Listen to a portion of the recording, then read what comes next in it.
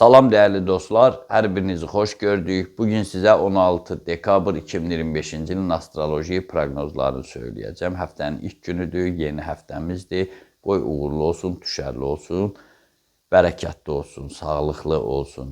Və həftədən danışmışkən, dünən də dedim, bugün də deyirəm, bizim həftəlik proqnozlar da efirdə olur. Hər bazar günü səhər saat 11-dən etibarən Cəbhə TV YouTube kanalında həftəlik proqnozlarla sizi tanış eləyirik, elə orada da qalır, həmin kanala baxıb, öz kanalımızda orada da tez-tez çıxış eləyirik, baxıb oradan həftəlik proqnozları izləyib, həftəlik planlarınızı qura bilərsiniz. Bugün tarixi bir gündür. Xatırlayırsınızsa, daim izləyicilər bilir, arada belə bir şey olur. Yəni, göy qübbəsinin mənzərəsi onu göstərir ki, yerdə mühüm bir hadisə olacaq. Hansısa, belə deyək, jurnalistliyi ilə desək, manşetlərə çıxan, tez-tez bütün xəbərlərdə deyilən bir olaydı. Təəssüf ki, 10 dənə elə xəbər deyəndə, o cür xəbər deyəndə, 7-si, 8-i daha çox pis xəbərlər olur. Amma biz insanıq, Allahın aciz bəndələrik, biz ancaq dua eləyə bilərik, ümid eləyə bilərik ki, yaxşı xəbərlər olsun. Ölkəmiz üçün, bölgəmiz üçün, vətənimiz üçün, bütün dünya üçün qoy səmərəli bir olay baş versin ki, insanlar biraz toxtasın, biraz sevinsin.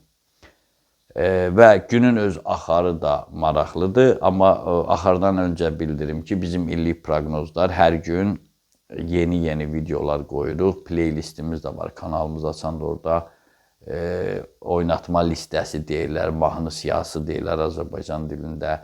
İngiliscədə playlist yazılır, playlist deyilir. Orada var. Ana səhifəni açanda orada o sözlərdən baxa bilərsiniz.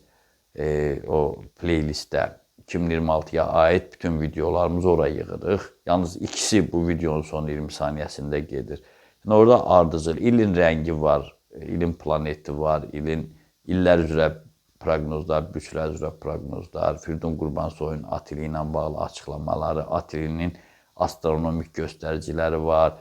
Gələn il hansı büç rəqibiniz, hansı büç müttəfiqiniz olacaq, hansı ay passivdir, hansı aylar daha uğurludur və s. və ilaxır burada var. Sonra at ilində hansı hadisələr olub, nələrə xarakterikdir.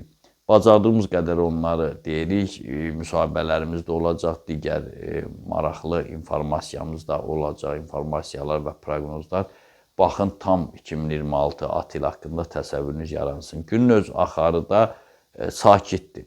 Düzdür, günün birinci yarısı bir qədər aqressiv dalğa vuracaq, amma günün ümumi axarı sakitdir. Ona görə heç kimin işinə müdaxilə etməmək, burnumuzu soxmamaq, qarışmamaq, müdaxilə etməmək lazımdır. O zaman hər şey qaydasında olacaq. Hər kəs başını aşağı salıb öz işini görsə daha yaxşı olar. Və keçək indi də büçlərin proqnozlarına görək bu həftənin ilk günündə ümumi vəziyyət necədir. Qoç bürcü. Əsas diqqətinizi sağlamlığınızla bağlı problemlərin həllinə yönəldin. Əks təqdirdə fəaliyyətinizdə passivlik müşahidə olunacaq. Mücərrəd proseslərə qatılıb vaxtınızı boşa xərcləməyin. Boğa bürcü. Təzadlı bir gün yaşayacaqsınız. Hadisələrin gedişatı gah müsbət, gah da mənfi istiqamətə yönələ bilər. Bu səbəbdən də bütün situasiyaları nəzarətdə saxlayın ki, daha çox mənfəətiniz olsun. Əkizlər bürcü. Ulduzların düzümü işinizin çox olacağından xəbər verir. Qarşınızda duran vəzifələrə məsuliyyətlə yanaşın. Nüfuzlu adamlarla görüşləriniz gələcək uğurlarınıza qapı açacaq. Xərçəng bürcü. Yeganə uğurunuz ailə sevgi münasibətlərində mümkündür. Odur ki, özünüzə qarşı rəğbət oyatmağa çalışın. Fəaliyyət və sövdələşmələr üçünsə o qədər də uğurlu vaxt deyil. Şir bürcü. Neçə gündən bəri mövcud olan böhranlı vəziyyətiniz saat 13-dən etibarən, yəni günorta saat 1-dən etibarən qaydasına düşəcək. Sadəcə prosesləri real qiymətləndirməyi bacarmalısınız. Nahardan sonra varlana bilərsiniz.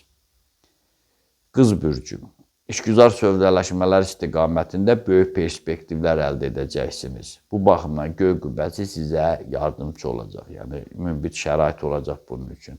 Amma əmin olmadığınız məsələ barədə girişdə dediyim kimi vəd verməyin, əmin olmadığınız şeyə söz verməyin. Tərəzi bürcü. Saat 14-ə qədər, yəni günorta saat 2-yə qədər iştirakçısı olduğunuz proseslərdən baş çıxara bilsəniz, sonraki müddətdə, yəni 2-dən sonraki müddətdə bir neçə sürprizlə rastlaşacaqsınız. Ətrafınızdakılara nəyə qadir olduğunuzu göstərin, amma aqressiv formada yox, ağıl müdriklük istiqamətində. Əqrəb bürcü. Ümumi çalarlarına görə uğurlu gün hesab eləmək olar.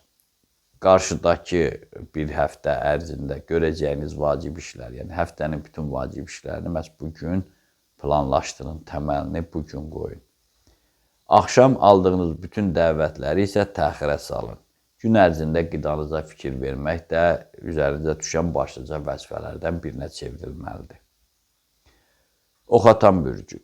Bəzi cəhdlərinizin boşa çıxma ehtimalı olsa da, böyük hədəfinizə doğru gedən yolda bunlar kiçik görünəcək. Həm də bu dəqiqə o deyirik, əjdahasız, bu dəqiqə aparıcı bürcsüz, enerjiniz, gücünüz, şansınız digərlərindən daha çoxdur. Bunu nəzərə alın, o xırda şeylər sizə elə xırda da görünsün, baş qoşmayın. Əsas məqsədinizə gedən yolda isə axşama doğru dəstək görəcəksiniz. Oğlaq bürcü. Yeni təklifləri razılıqla qarşılamağınız şəxsi işlərinizdə nəzərə çarpacaq irəliləyişlərə səbəb ola bilər. İnsanlarla münasibətlərə yenidən baxın. Bütün proseslərdə, bütün o davranış və gedişatda, ümumiyyətlə münasibətlər sistemində təmkinli, ağıllı davranın, hövsələsiz olmayın. Bu, hər halda sizə xeyirdir. Bəzi şeyləri bəzən olur, sizdə nadir hallarda olur, amma sir saxlayansınız, möhkəmsiniz. Amma bəzən son sözü əvvəldə deyib məsələləri pozursunuz. Su tökən bürcü. Şəxsi problemlərinizin həlli üçün müəyyən vacib şəxslərlə görüşməyiniz məsləhətdir. Yeni təklif və rəylərə isə ciddi reaksiya verməyin. Saat 14-18 arası, yəni 2-6 arası büdcənizdə artım gözlənilir. Balıqlar bürcü. Müəyyən məziyyətlərinə görə gərgin təqvim hesab eləmək olar. Biz gərgin deyəndə bəzən o ruh düşkünlüyünə o dəqiqə düşürlər. Bu Allah Taala'nın kəlamı deyil. Planetar quruluş bunu göstərir, amma o gərginlik var. Amma siz o gərginliyə düşüb-düşməmək artıq sizin öz ağlınızdan atacağınız addımdan asılıdır. Elə hamı xoş söz gözləyir. Astrologiya xoş söz deyil, dəyərli izləyicilər. Balıqlar anlayır onu olsun da, başa düşürlər, amma ümumiyyətlə yadıma düşdü deyirəm.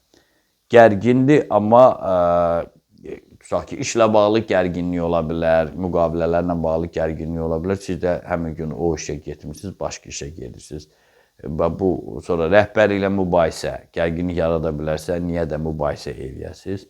Ya da iş yerində ən azı mübahisə edən balıqlar bürcüdür. Onu da deyim ki, yəni dalaşmaq, intriqa yaratmaq, oyunlar qurmaq, bunlar bilirlər, amma eləmirlər. Mən məsələn şəxsən müşahidə eləməmişəm.